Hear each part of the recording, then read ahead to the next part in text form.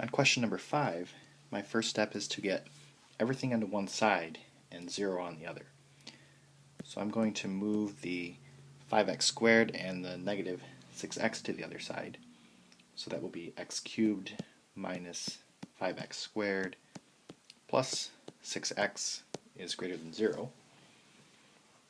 And then I need to factor this. So we should always try to take out a GCF first if possible. And x is common to all three terms here. So I'm going to factor out an x, leaving me with x squared minus 5x plus 6.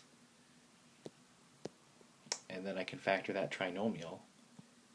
Because there's no coefficient in front of the x squared term, we can just put x and x and really ask ourselves what two numbers multiply together to give me positive 6 but add together to give me negative 5.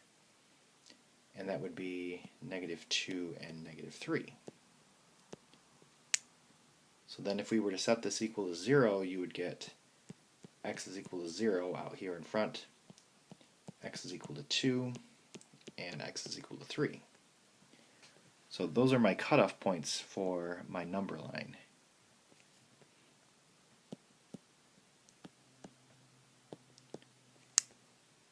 Okay, so I want to enter in this into my y1, and if you type in your cutoff points, you will see that they do equal 0, so that is definitely good.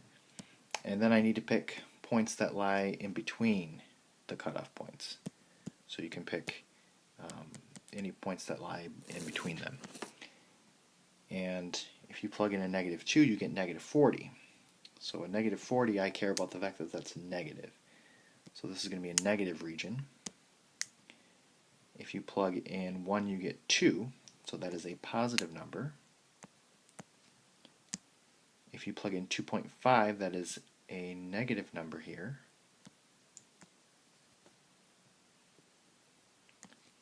And if you plug in 4, you get a positive number.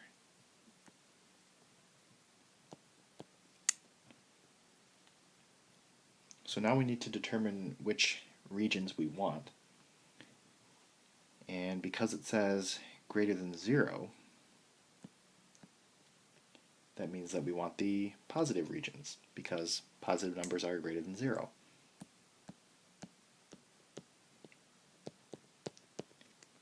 And it's strictly greater than, so I'm not going to include the cutoff points.